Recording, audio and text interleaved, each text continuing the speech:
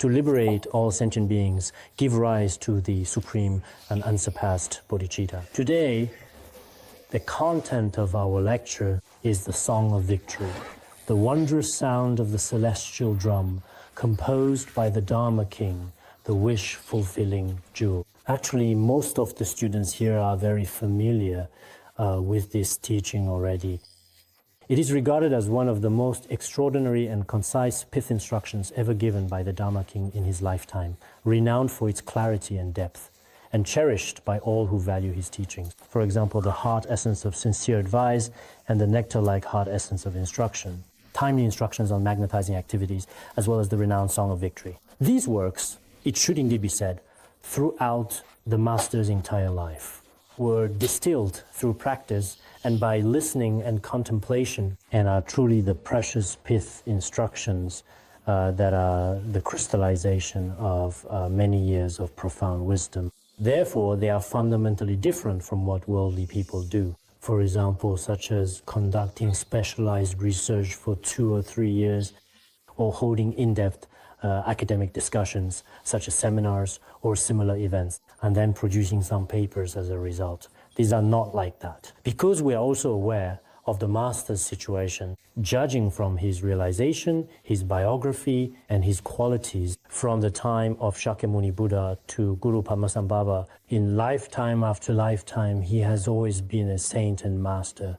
He must have had extremely deep, virtuous connections from past lives. And in this life, starting from the age of 5 or 6, all the way until he composed the Song of Victory. He's in his 60s. Throughout more than 60 years, over the course of his life, he devoted himself wholeheartedly and completely to the content of the Dharma. You could also say that he engaged in listening, contemplation, and practice in this way. His whole life was dedicated to benefiting sentient beings and mastering the Dharma. The teachings distilled from a lifetime of such dedicated practice and profound wisdom are indeed extremely precious. Personally, I often think to myself sometimes that although people in the world today still write some papers and books, but these books can be said to be taken out of context using some external knowledge and adding their own conceptual fabrications to make a book and are merely promoted to the public. Whereas, like the Master, from childhood to parinirvana, all his time and energy were devoted entirely to the Dharma and benefiting sentient beings. He was not like people today who study for a time and then start a family for their children, family, and work and their own personal and individual affairs.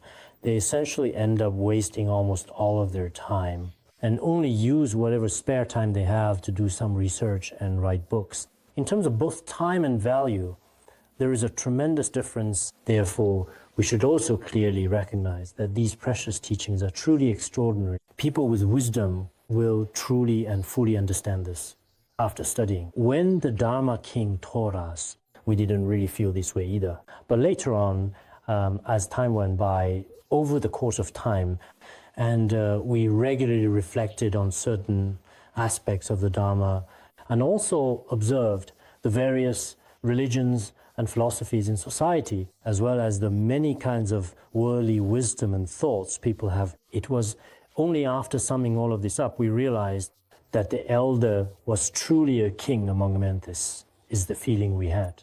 And it's not just because he was our own teacher, so I have to praise him today. It's not like that. It's just as described in the Praise to the Supreme Deva that day. When we analyze it from a very fair, upright, and objective perspective, I truly have this thought from the bottom of my heart. I hope you all will also observe carefully for yourself. Why are we talking about the Song of Victory today? In particular, you should all be clear that after more than 2 years, we studied hard the Bodhicharyavatara and other related treatises as the primary main focus. Recently, we have completed all of them from the perspective of the Bodhi Society. Generally speaking, the entire academic content of the first semester has now been completed. Now, the comprehensive teachings for the second semester are officially beginning. During this period of time, I am emphasizing the integration of practical experience with study and deep contemplation. According to reason, many people now still need to focus on studying the 5 great treatises and many exoteric and esoteric texts. But I think because life is really, truly, extremely short, honestly, it's hard to say exactly how much time you have left in your lives.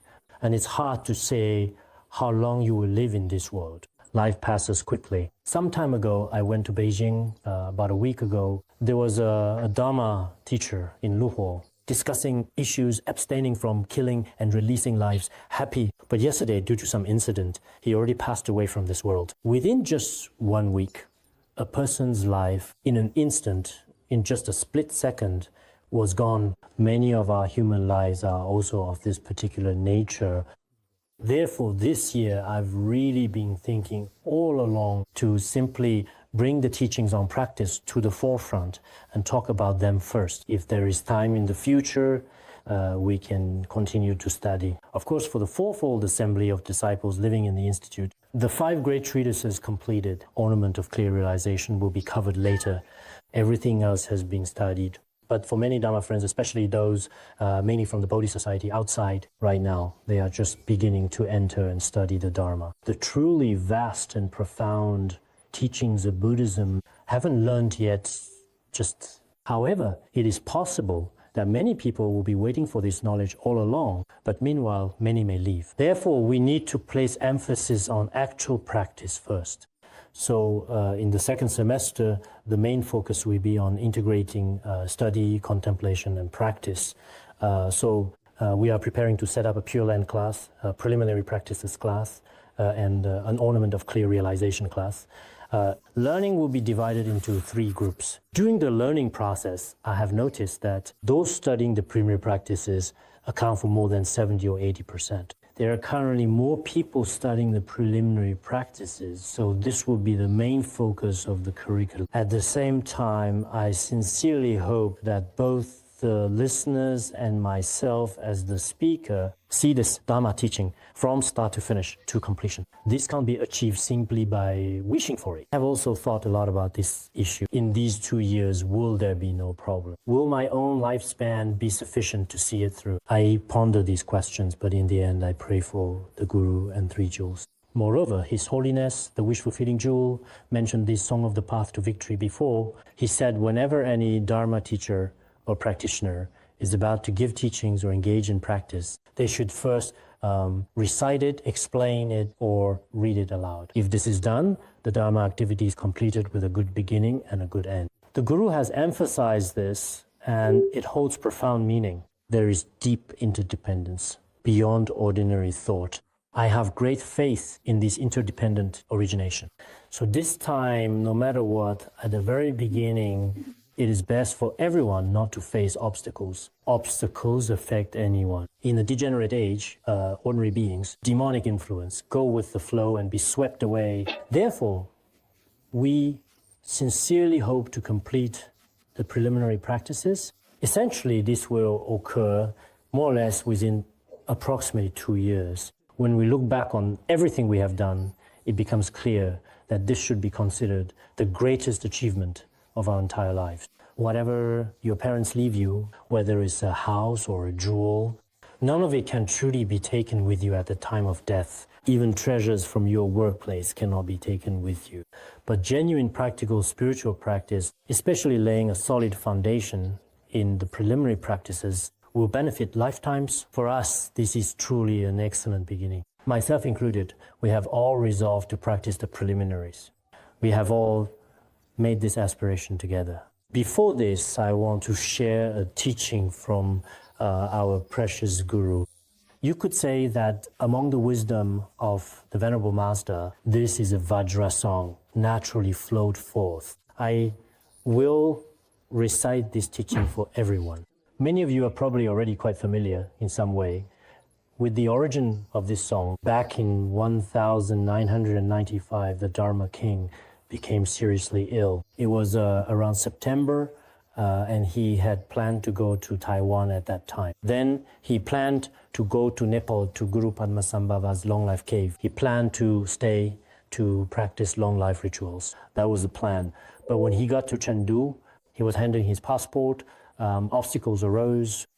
Then the Guru suddenly manifested illness. He went to Sichuan Medical Hospital for treatment, but the cause of the illness could not be found. The Guru was quietly sitting on the side of the old road, which, as you know, is now the expressway, just as it has always been. Whenever I passed by, I just couldn't see it. International metropolis. At that time, there was also a newly developed resort-like area. He had already been living there for more than 5 months. I remember it was over 5 months, and I was following the Guru at that time as well. Back then, we truly felt that the Guru, basically during those 5 months, except for eating, he was in a meditative state, not saying a word. So those of us around him felt very troubled at the time. We wondered why the Guru wasn't saying anything at all. Of course, thinking back now, no matter what, as long as the Guru was there, sometimes now, whenever I think of the Guru, whenever I miss him, no matter where I search in the vast universe, as ordinary people, when we can't see him or find him right in front of us, we feel very sad.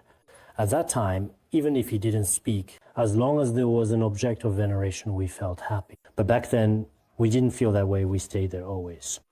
Later, it was also written in the biography that the Guru once saw in a dream the Venerable Atisha Drom Trungpa, as well as the great Mipham Rinpoche and the Guru's own respected teacher, Lama Lodro. When these 4 renowned great masters appeared before him, it seemed that Atisha didn't say anything at all. Venerable Drom Trungpa said, "Venerable Atisha is always deeply mindful of you and is blessing you."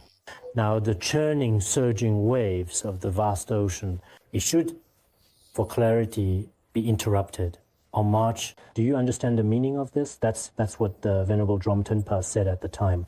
Then Mipham Rinpoche manifested Guru Padmasambhava's wrathful aspect, dispelling many outer, inner, and secret obstacles and subduing all kinds of spirits and demons. Later, Lama Lodro compassionately gave instructions to the master, saying that you should indeed often abide in the non-dual state of appearance and emptiness, innate luminous nature of Dzogchen. When you arise from meditation, use the bodhicitta of exchanging self and others to benefit all sentient beings. Visualize, and then all obstacles will dissolve into the expanse of space. After instructing, it truly happened just as Drom Trungpa had prophesied earlier. In March, all of the master's illnesses were at last completely and thoroughly cured. After recovering, we returned to the Buddhist Institute. When we returned to the Institute, the precious master also spontaneously sang the song of the path of victory at that time. The joy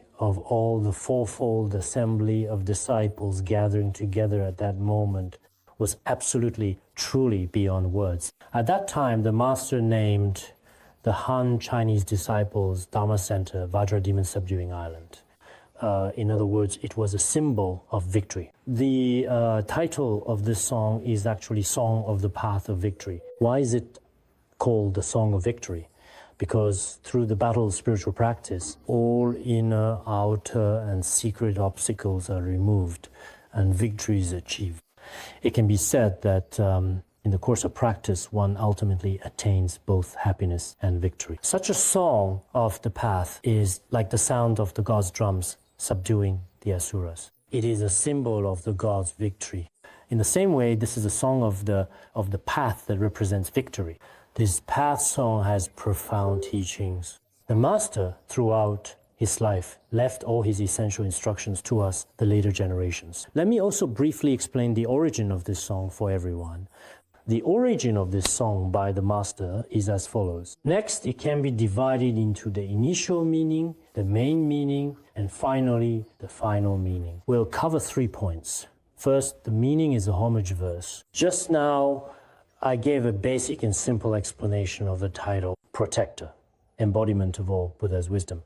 the noble child Manjushri, who always abides in the heart of the eight-petal lotus, may all your words benefit sentient beings. Throughout his entire life, the Master consistently held Bodhisattva Manjushri as his personal deity in the highest regard. After reaching Mount Wutai and seeing Manjushri Bodhisattva, he would always begin any philosophical treatise or discourse with great reverence and respect. This also demonstrates the author's unique and unwavering faith in Manjushri Bodhisattva. The meaning of this verse is, in simple terms, as follows. All the Buddhas of the 10 directions are indeed the refuge and protectors of sentient beings. And the wisdom of all Buddhas in the 10 directions is truly, completely, and perfectly gathered in the great Manjushri Bodhisattva, the embodiment of wisdom. As for Manjushri Bodhisattva, as everyone knows, and as we have introduced earlier, he always benefits sentient beings in the form of a youthful child. He is then compared to sunlight. Just as sunlight shines upon a lotus flower, the lotus begins to bloom and releases a fragrant aroma.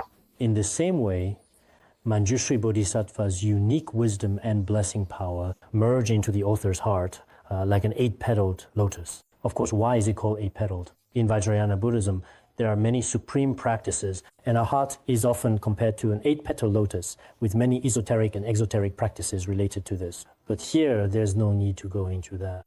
The point is Manjushri Bodhisattva's radiance or blessing. Please, I ask you, always abide in my heart, always remain with me. With the blessings of the Yidam and the compassionate divine power and loving guidance of the Guru, all the words spoken are entirely for the benefit of sentient beings. When the Guru composed this treatise, it was not with the intention of, the words I spoke made me healed from my serious illness, or make me rich, make me happy. Did not make such aspiration. The purpose of this treatise was with Manjushri Bodhisattva blessing me, my teachings must bring sentient beings benefit, both temporarily and ultimately. Therefore, listeners and students must first examine their own motivation. What is our purpose in attending this class today?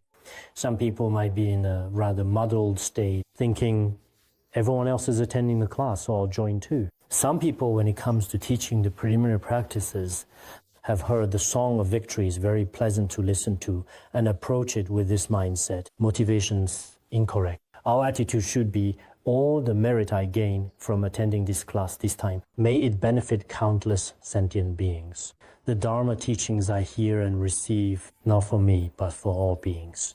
Each person must first cultivate this kind of motivation. This is truly very important indeed, because through the blessings of Manjushri Bodhisattva, everyone should be able to attain this. It depends if you have confidence.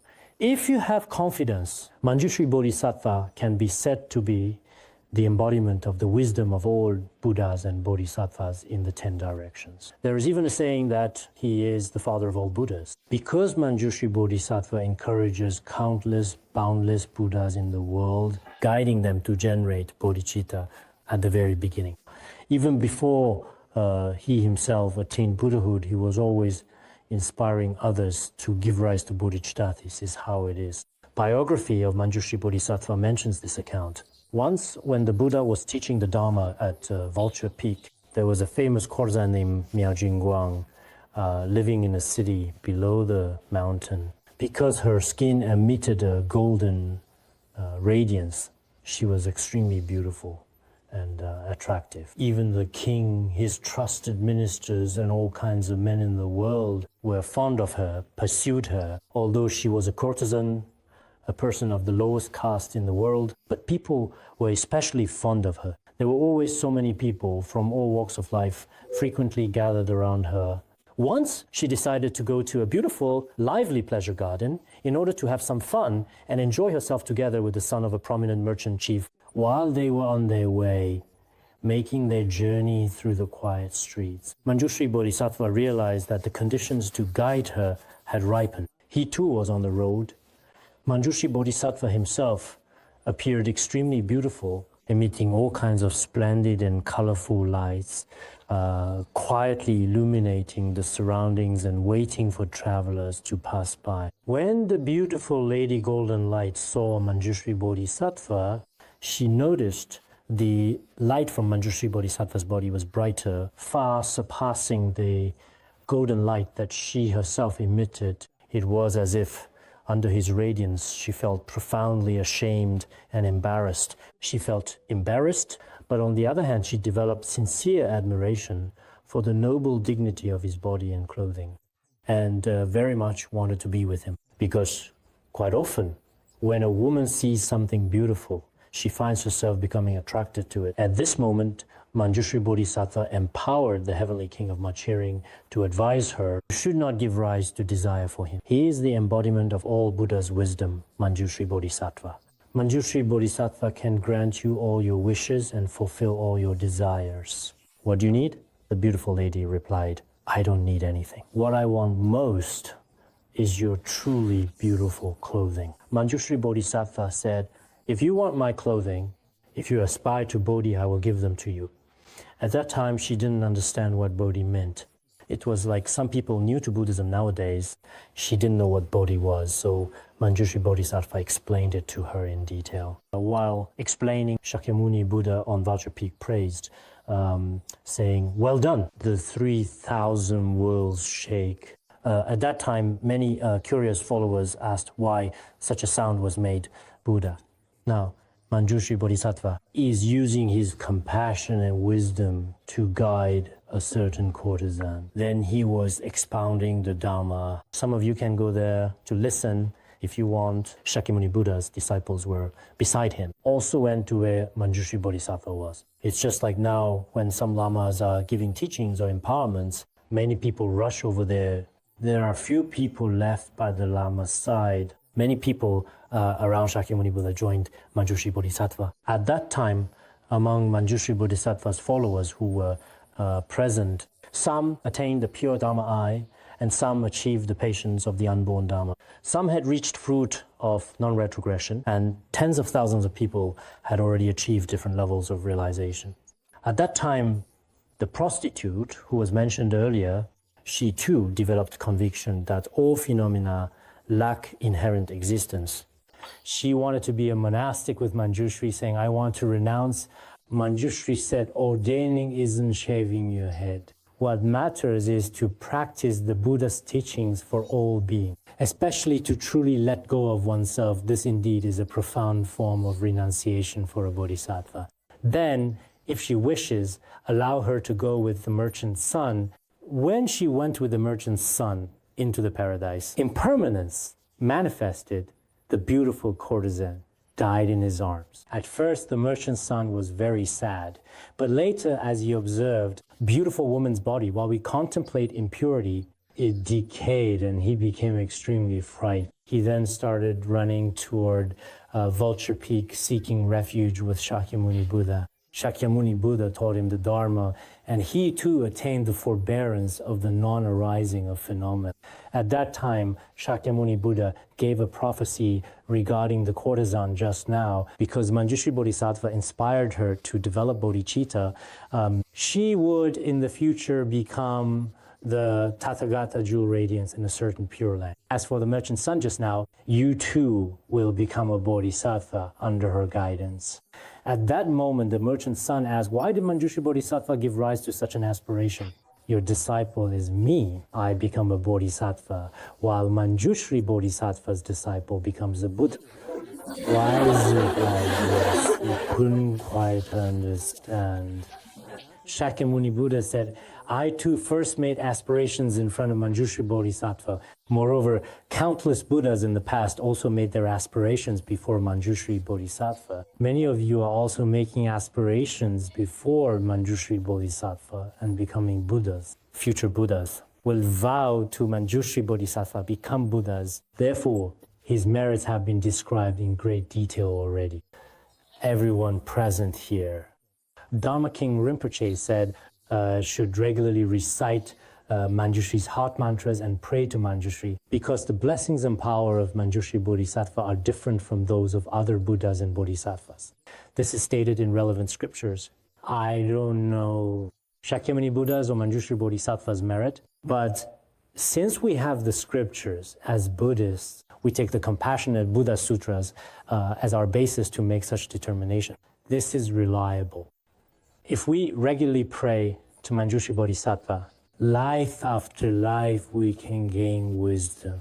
On the other hand, the blessings and wisdom of all the Buddhas merge into one. Seems a Bodhisattva, but in fact, as clearly stated in the relevant scriptures, he is a Buddha. Therefore, relying on his blessings is also inconceivable. Of course, some people, just like the precious Guru, connected to Manjushri Bodhisattva since childhood. This is possible. In Guru's biography, that when he was born, he was reciting with his mouth Om Arapatsanadi, the heart mantra of Manjushri Bodhisattva. When he was 6 years old, an event occurred when he saw the Manjushri Lian's roar sadhana among a pile of stones. This was the Indian Manjushri lion's roar sadhana. At the end of the sadhana, it says, in the sacred land of India, there was an old man, already 99 years old, illiterate but diligent in practice. One day he beheld the noble Manjushri. There is such a verse which means that in the sacred land of India, there was an elderly man, someone who was 99 years old. Later he encountered the Manjushri Lian's roar sadhana. He got this amendment. That old man was illiterate. He couldn't even recognize a single character. But with sincere faith, he prayed and practiced diligently. And in one day, he saw Manjushri Bodhisattva and realized. So at that time, the master also, after seeing this sadhana, he thought, if a 99-year-old could see Manjushri Bodhisattva, why can't someone as young as me practice it? He practiced exoteric and esoteric teachings are in his wisdom. He understood Sutra Tantra. So indeed, some people truly, through praying to Manjushri Bodhisattva, their own wisdom can be awakened within themselves in a subtle and almost imperceptible manner. Some say, I am stupid, master blow on me. Can you tap me? Can you just touch me? But these things are not effective. Master skilled, possible. But generally, if you pray with your own faith, I think you should definitely be able to gain some wisdom. When we used to go to Wutai Mountain, at that time we truly thought about nothing else all day except for special faith in seeing Manjushri. Later, rituals and hymns, by reciting them, I naturally memorized them. Although I didn't see him, I think I still received blessing. You could say that I really should have received blessings. Great perfection, praise Manjushri. Many were things I never could memorize. But after going, I memorized them after reciting a few times. So I think everyone's experience might be different. Everyone's faith is different. If you receive the blessings of Manjushri Bodhisattva and some masters, the teachings of both Sutra and Tantra can arise in your mind at any time. You don't have to rack your brains, like some people do, suffering greatly, trying to memorize, and after memorizing, forgetting everything again, feeling especially sad. We should depend upon the great blessings of the Buddha's wisdom. This blessing is not like what people think. We must use our wisdom for the benefit of sentient beings. This is very important. Some people are clever, but he used his wisdom to deceive sentient beings. Some time ago, at a certain gathering with friends, I saw someone who apparently claimed to be the incarnation of so-and-so. He also thought he was extraordinary. Many disciples showed him tremendous respect. Later, I read his introduction, which explicitly stated that he was the incarnation of a certain great master. I thought it might be true, and I immediately developed faith. I kept reading. I saw that there was something about him having a doctoral degree. In Chinese, it said he had a PhD certificate, and below that was Tibetan text. I wondered how he got this PhD certificate. It wasn't a PhD certificate. Tibetan text says, hearing Dharma, it stated this person had listened to certain teachings, but he introduced it as a PhD certificate. Living Buddha recognition certificate. I thought maybe this master really did recognize him. So I took a look, and it was also written in Tibetan. In the Tibetan text, it said a certain master had a feeling patriarch reborn. It asked a certain great master to confirm whether this was the case, and there was a question mark at the end. It was really quite interesting. There was no answer, just a simple question mark. In intro, it was called Living Buddha Proof. And this Living Buddha has a particularly great reputation. Ordinary people don't even dare to mention his name. If wisdom deceives sentient beings, then truly from the perspective of an ordinary person, it should be said that it harms both oneself and others. Longchenpa said, resting in nature of mind, great perfection, insect swarms of followers, everyone falls into hell, and it is meaningless. Saying exactly the same things has little real meaning. If one wants to benefit others and reflects on one's own deceptive actions, no misconduct. If a few actions, self, others. So I feel that for those who practice the Dharma, no matter the situation, benefiting others should always be the premise. If benefiting others is taken as the premise, then many actions that seem improper actually have a profound and secret meaning. Therefore, it is stated here, indeed, may all spoken words and all words that are heard truly bring benefit to all sentient beings with compassion. In this presentation, the following discussion is separated and organized into 4 aspects. First, encouraging the practice of Vajrayana, then generating bodhicitta, next, arousing renunciation, and finally, being a good person. This is explained from 4 perspectives. In fact, the sequence of this path is very clear. In Tsongkhapa's The 3 Principal Aspects of the Path, he discusses renunciation, bodhicitta, and non-dual wisdom as 3 principal aspects of the path. Here one can say there are 4 principal aspects. Why is that? The first is that in the degenerate age, Dzogchen in Vajrayana, non-dual wisdom, Vajrayana, Sutrayana, non-dual wisdom. In Master Tsongkhapa, 3 principal aspects of the path, Madhyamaka, non-dual wisdom. Here, based on the Madhyamaka wisdom of the Sutrayana, the view of the unsurpassed Vajrayana Dzogchen is also explained. This is the first point. Among all our spiritual practices, this is extremely worthy of pursuit and truly extraordinary. How is such a Dzogchen state of realization attained? It is attained through bodhicitta, bodhikaravatara. Without bodhicitta, none of the realizations mentioned above are possible. One must attain them through bodhicitta. And how is bodhicitta generated? It is attained through renunciation. And how is renunciation developed? It requires a virtuous and noble character. If we be a good person, detach from possessions and give rise to renunciation, bodhicitta. On this basis, one can study Vajrayana or Prajnaparamita teaching. This is process. Reflect yourself. Ordinary people generally take Shakyamuni's 84,000 teachings. See in bookstores, Hong Kong, US, in China, so bookstores, large bookstores. There are an incredible number of Buddhist books.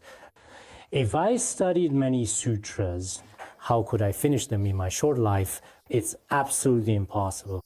But when it comes to these teachings, if we thoroughly summarize all so-called teachings and in essence fully understand them, to attain Buddhahood, we must cultivate this non-dual wisdom. Non-dual wisdom, building on renunciation, bodhicitta, and a good person. Within just these few points, all the Dharma is already encompassed. So in our lives, we should have goals and direction. Everyone needs to understand this principle. I often say this not because of my teacher. Some people are like this when their teacher clearly makes mistakes. They say, no, my teacher is really a Buddha. How could a Buddha possibly make mistakes? In Tibet, we have a saying, with meat in your mouth, you still won't admit it. For example, if someone steals meat and is holding it in their mouth, he won't admit it. I didn't steal your meat. He eats while denying it. Please don't be that kind of person. Some see their teacher as a bad person, but still insist, no, my teacher is a Buddha, my teacher is a Buddha. We are not like that. When it comes to contributions to Buddhism and personal benefits, if we carefully judge from these two different perspectives, then indeed in this degenerate age, a living Buddha indeed appears before us to guide sentient beings. This is just a way of thinking. Just now, we discussed 4 key points here in this section. Encourage Vajrayana practice here. Vajrayana's merits, as well as its causes and conditions. Vajrayana merits. Profound, luminous Dzogchen, merely hearing its words can sever the root of existence. Practicing for 6 months can bring liberation. Keep this firmly in your... This means it is extremely profound, something that ordinary people find hard to comprehend and very difficult to realize. Some people with limited wisdom may even quite easily slander it without much thought. This is how the luminous nature of mind is expounded, the supreme Dzogchen, the very essence of Buddha nature. This supreme Dzogchen is mainly taught by the Nyingma school within the tradition of Tibetan Buddhism. Actually, there are others such as Mahakala, Mahamudra, and so on. This is the highest law in the land. From the perspective of the Sutrayana, the term Great Madhyamaka can be used as a substitute. Such Dzogchen teachings, in fact, truly possess immense merit.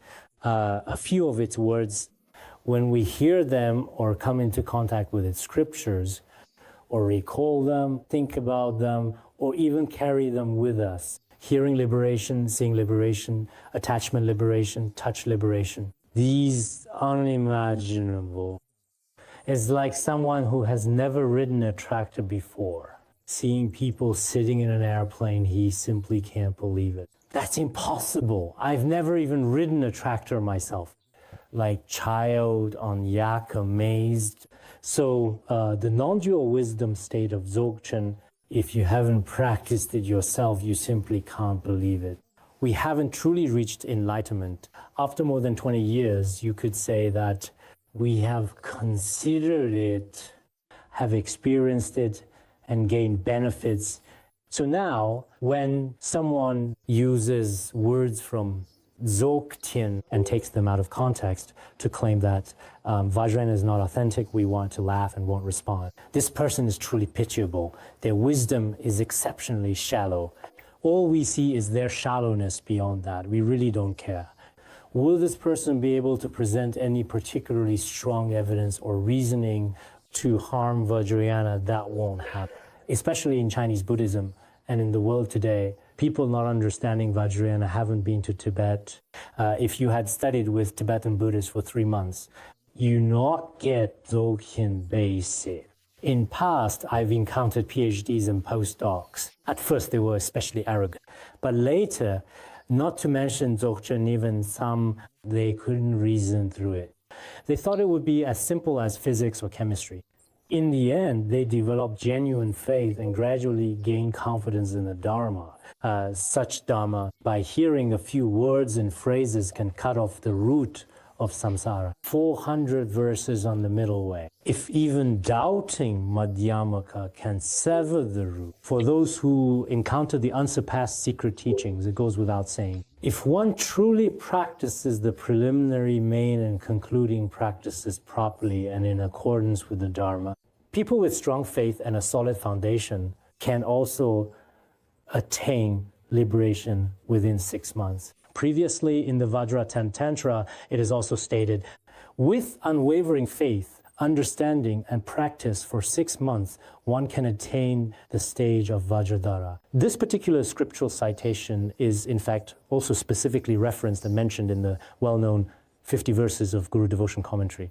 There is another text called the Ornament of Vows Tantra. In the Ornament of Vows Tantra, it says, with steady faith and understanding for 6 months, one attains Vajradhara's fruit. Great perfection. Have cited this as well. The meaning is that with respect and faith, if one practices for just 6 months, one can also, by following the proper practices and teachings, successfully attain the fruit of Vajradhara Tathagata. In such a short period, 6 months, the sharp-minded can achieve this. The great perfection of Jigme Lingpa and Longchen Nyingtik state this can be attained. Some listening today may not have received empowerment, but sharing such merits with others is not a problem either. No specific practice methods have been explained. So indeed, among the disciples of the precious Guru's lineage, we have personally witnessed many disciples who, after truly practicing the great perfection, auspicious signs and realization are common. I have written a thesis before on attainments in Vajrayana practice, which some of you may have seen, especially regarding the 6-month period. What I remember most clearly is a Chinese bhikshuni named Mingwei. I may have mentioned her several times in class as well. It was around 1993, I think it was September, honest. We just taught the 3 places, 3 goodnesses, guidance, and great perfection. She always had truly and indeed extremely strong faith in Vajrayana teaching. While we were teaching here, she was outside and her health was not very good. Notified, she learned human life is impermanent. It was hard to say how much longer she would stay in this world. She was told she must come to the institute, so she came. At that time, the teachings lasted for about 100 days, but I've forgotten how long the teachings went on. During this period, she was extremely diligent. After the teachings ended on September, honest, she went back to seek medical treatment. Finally, on March 1994, at that time, in our institute, there was Miaoli's older sister, Zhenru. She called me from Jinfeng Temple in Ya'an. Back then, not even mobile phones. There wasn't even a truly decent, reliable landline, just an old-fashioned hand-crank phone. One day at noon, I received a phone call. Zhenru told me Mingwei had died, and many auspicious signs appeared. I checked it, was just 6 months. It was remarkable. Later, those who were by her side described everything very clearly, including how her body shrank. At the time of her passing, her body began to sit upright. She kept praying to great perfection lineage masters Amitabha Buddha. I truly have no doubts at all. Blessings, Vajrayana. Those 6 months, but this kind of foundation, she didn't just have it appear out of nowhere. Early at noon, I took a nap. That night, as I closed my eyes and drifted into sleep, thoughts of her lingered in my mind, and soon enough I found myself dreaming of her once again. The dream, where was I just now, just a moment ago? I wonder, I was dreaming, lost in thought. There are some things I can't talk about. I've already said too much. Nowadays, there are all kinds of things in the world. Usually, this type of person may not be wise, but their faith is very strong. In Dzogchen, for those with sharp faculties, faith is the main root. Those who trust the Guru, the 3 jewels in the Vajrayana teachings, if they keep Vajrayana and stay faithful, can indeed truly and ultimately attain realization. Therefore, His Holiness also said here that encountering such Dzogchen teachings in the degenerate age is extremely rare. The only essential instruction should be engraved in one's own heart. This is extremely important. Of course, everyone present here and those in the Institute can all be said to have come into contact with these Vajrayana teachings. But for others in the Buddhist society, perhaps in the past, not everyone has necessarily encountered them, but of course it doesn't matter if you haven't. Preliminary Dzogchen are Vajrayana teachings. Begin your practice with this as starting point. Many think Vajrayana means empowerment. Contemplate innate purity. See mind's nature. This isn't necessarily a good thing. I don't praise it. Because for many ordinary people, the foundational preliminary practices must be completed first. After finishing the preliminaries, then, through empowerment, when practicing the main practices, the experience and the realization you gain are truly completely different. Therefore, following the proper sequence is very important. Vimalamitra Mipham Rinpoche Dharma King, they all have such particularly strict requirements. But nowadays, some teachers may also have special methods of guiding students. Sometimes, when approaching things from the top down like this, for example, if the foundation of a wall isn't solid yet, but you paint beautiful patterns on the wall because the foundation is unstable, once the wall might collapse, there is this risk. If you first make sure the foundation is solid, then the patterns on top will be much more secure and therefore safer. Therefore, the teacher's requirement for us to practice this particular kind of Vajrayana Dharma, rare conditions, I hope everyone will not slander it, and even more so, do not abandon it. If you really can develop faith, you should really go and study it further. You can discuss it with many Dharma teachers in Tibetan Buddhism nowadays. You can say, I can't develop faith in Vajrayana. Why is that? It's okay if you lack faith. Even in exoteric schools, some can't have faith.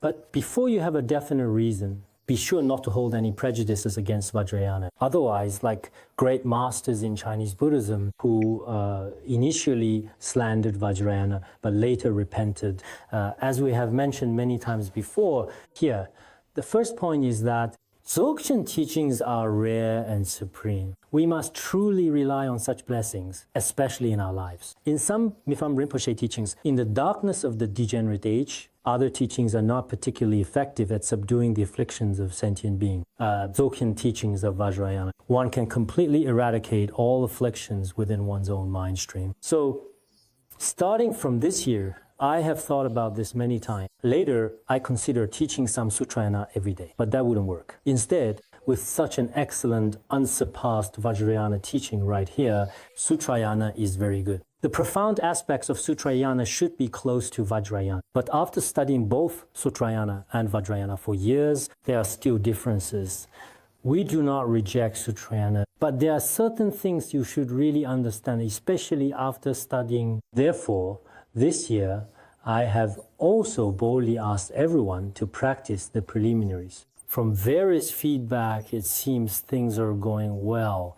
A very small number of people in the Pure Land group, perhaps due to age or other reasons, originally thought it might be half Pure Land practice and half preliminary practices. There were such ideas, but now it seems that many people are gaining a better and better understanding of Vajrayana, and that's how it should be. Because in the past, perhaps due to transportation, language, ethnic customs, or historical background, for various reasons, people did not understand the good aspects of Vajrayana. Some behaviors seen from the outside were taken out of context, such as talking about supernatural powers or this and that kind of conduct. Using the banner of Vajrayana to promote themselves outside, these are not the ultimate meaning of Vajrayana teachings. When we see Vajrayana teachings, everyone should have a particularly sincere and deeply held faith in their hearts, causes and conditions. Meeting such supreme Dharma and auspicious connection is due to merit from countless lives. To share the same connection as Samantabhadra, all Dharma friends should feel joy. In this very life, we have encountered Vajrayana masters, received empowerments,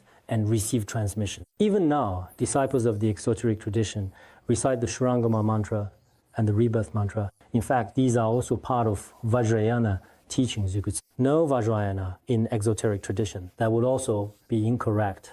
The profound meaning of the exoteric tradition can be explained within Vajrayana teachings. Therefore, those who encounter such profound Vajrayana teachings possess especially auspicious connections. These beings must have accumulated virtuous connections over many past lives and countless eons in order to encounter Vajrayana teachings in this present life. Venerable Vimalamitra, in the Treasury of the Supreme Vehicle, uses two arguments. The first reasoning states that, as you can see, everyone present here must have previously made offerings to and served countless Tathagatas and even become, in some cases, their retinue. We encounter the unsurpassed Vajrayana teaching. This is the first line of reasoning.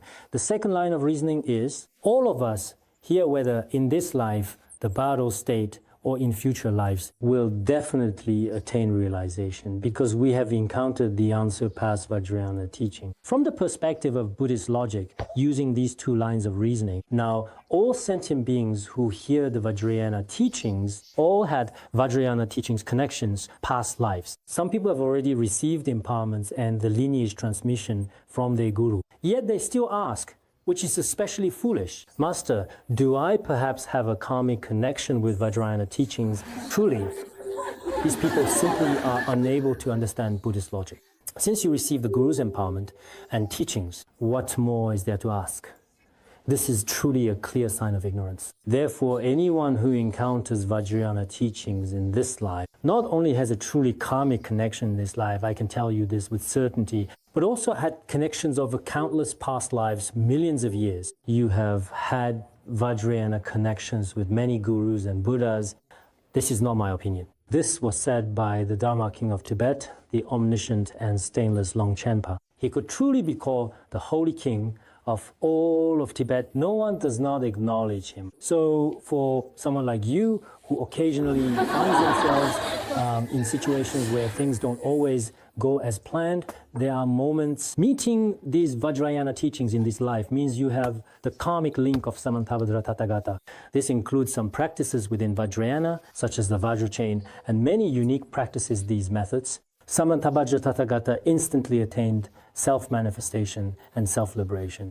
For us, as in the Prajnaparamita Sutra, as it is stated in the Prajnaparamita Sutra, when you see children perhaps just outside the forest, quietly just beyond the trees, it means you have left the dense woods and the forest. In the same way, now that we have encountered Vajrayana teachings, there is hope for liberation. It's just like a fish that has already been hooked in the water and is on the verge of being pulled ashore. Having met extraordinary spiritual teachers and Vajrayana teachings, it means we have a profound karmic connection. Therefore, His Holiness speaks in a humble tone. Addressing all Dharma friends and disciples, fellow Taoists, you have now encountered such a wonderful and special Dharma. You should give rise to a sense of joy. You don't need to let all sorts of doubts and uncertainties entangle your mind. If you keep practicing this way, will I achieve enlightenment in this life? Will the guardian deity punish me? Will the master punish me? Some people don't think about the positive sides but dwell on the negative one. It's all a mess and unnecessary, focused, recognized meeting. This Dharma is from countless lifetimes of merit. This is something to truly rejoice in this life, as His Holiness once said in the famous Song of Joyful Practice. As long as you do not break your vows in this life, even if you haven't practiced well, you will definitely attain realization in your next life. With this kind of mindset, your faith will only continue to grow stronger and stronger over time. If you slander the Vajrayana teachings or abandon your guru, that's different. Because some of the vows in Vajrayana are actually indeed quite strict. But it's not just Vajrayana. When we study the Bodhisattva vows, those precepts are also extremely strict. Even the lay precepts are actually very strict. If you take refuge in the three jewels today and slander them tomorrow, you will fall into lower realms. Some people say, I'm afraid to enter Vajrayana, otherwise it's very dangerous. But with this mindset, not only can you not enter Vajrayana, even taking refuge is very risky. In any organization in the world, it's also dangerous. Here, killing someone means death. So in this world, for bad people, there is danger everywhere. If you're good, then wherever you are, there should be a way out, a path to liberation. So we should give rise to a truly joyful and genuinely positive mind. Everyone should try to think in this way. Next, let's talk about the Bodhisattva path, which is the journey of aspiring to help all sentient beings, and about generating bodhicitta, the compassionate intention for the sake of sentient beings immersed in terrifying cycle of samsara, to help them attain everlasting bliss Buddhahood. We must shoulder the great responsibility of benefiting others and abandon self-cherishing as if it were poison. For the sake of those who are deeply immersed in extremely terrifying and especially painful ongoing existence within the 6 realms and the 3 worlds of samsara, to let them temporarily and truly experience all kinds of various worldly happiness. What is worldly happiness? It means having food to eat and clothes to wear right now. For people living in cities, it means having retirement insurance, medical insurance, and also having enough money. Most people in general believe that money is, for many individuals, the source of happiness, having some personal wealth, and so on. For the time being, every sentient being has their own goals and desires. We wish for every sentient being to attain such happiness. Ultimately, we want them to achieve the state of a bodhisattva or an arhat, and the perfect, fully enlightened Buddhahood. This is the aspiration we should make. In order for sentient beings to attain such a state and be established in this blissful home, we must indeed take on the great responsibility of benefiting all sentient beings. Every sentient being has a truly very important task. In this process, we should do our best, as much as possible, to let go of selfishness and self-interest. Because the self-centered mind is like poison. Whenever you drink it, its effects will appear immediately. And it is truly terrifying. Therefore, In the Bodhicharyavatara, it is also stated that harming others for one's own sake will lead to the sufferings of hell. If you intentionally harm other sentient beings for your own benefit, you will truly experience immeasurable and boundless hellish pain. A selfish, self-centered mind, whether in our worldly life or within a group or even in society at large, is extremely frightening. Every practitioner must constantly reflect on this. Benefiting sentient beings is the most precious thing. Jetsun Rinpoche was in retreat in secluded place. He wanted to remain in retreat for his entire life, but later his Yedam told him, "You are in millions of kalpas. Practice, retreat, and practice the deity. It is not as good as going out into the world to benefit sentient beings. The merit gained in just a single instant of benefiting others far surpasses the former. Therefore, sometimes, occasionally, with an altruistic mind, the merit of helping others with even a small task or doing a little bit for someone else truly and indeed most certainly far surpasses the merit of arduous practice over long years, driven by selfishness and self-interest. The source of all happiness and benefit should be this mind of benefiting sentient beings. All happiness in the world truly arises from altruism. There is a sentence in the Entering the Path that says, all happiness in the world and all happiness beyond the world all come from benefiting others, arising from a mind of bodhicitta, a wish jewel. Therefore, in our practice, the mind of benefiting others must never be abandoned. Otherwise, as we just discussed, even the excellent Dzogchen practice, if you lack altruism, if you lack bodhicitta, as Patrul Rinpoche also said, if you practice Dzogchen without the proper prerequisite of bodhicitta, it may lead to the fruition of Hinayana or even non-Buddhist paths, Vajrayana fruition. Therefore, many people today do not fully understand the issue of motivation. We have said this over and over again so many times already.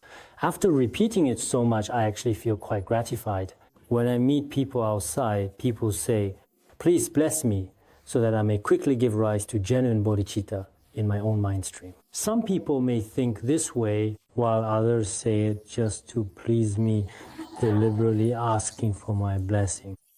I check if they're sincere. I carefully look into their eyes, but sometimes it's still hard to tell. Some people truly mean it, but I wonder if everyone is like that. If someone thinks this way in their heart, then it is very necessary. In the past, when I went out, I often encountered people saying, "Master, please bless me, bless me." I must develop the inner strength and the power to subdue others within my own mind stream, in my thoughts and intentions. Some people often say, "You must bless me so that I can make a fortune, earn a lot of big money, and accomplish truly great and remarkable things in my life." This kind of aspiration is also acceptable. There was even someone who once said with conviction, "I must open 3 eyes. With my left eye, I see worldly matters. With my right, transcendental matters. And with the eye positioned right there in the middle, I really want to be able to see my friends, especially when they do something bad." Anyway, in this world, there are all sorts of strange and bizarre things. But none of these are ultimate, only one ultimate. It is that we give rise to an altruistic mind in our hearts. This is truly precious. And I hope fellow practitioners will also reflect on this. The wish-fulfilling jewel Dharma King has said that a selfish mind is like poison. I often think like this myself. This analogy is really apt.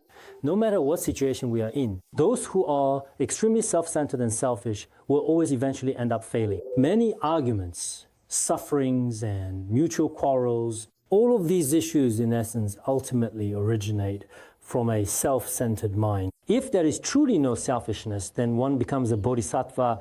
We should strive with steady and persistent effort in this important direction. So, no matter what happens or what others say, it doesn't matter. As long as we have a breath, as long as we have a bit of ability, we should do things that benefit others. It doesn't matter whether others know about it or not. There are some things I feel this way about. Throughout our lives, others may never truly know about the things we do to benefit sentient beings. Buddhas, bodhisattvas, vajramasters know with divine eye. But aside from that, my own efforts will go unnoticed and no one will give you an award. However, this kind of karma will never be wasted in any way. So don't only do things to benefit sentient beings when others are watching. It's like some role models in the world today. You must try your best to demonstrate in front of others. It's not important. Just be quiet and avoid recognition. Do some things for sentient beings, even just a little, and generate a bit of kindness. This is the purpose of our motivation. All right, we'll stop here.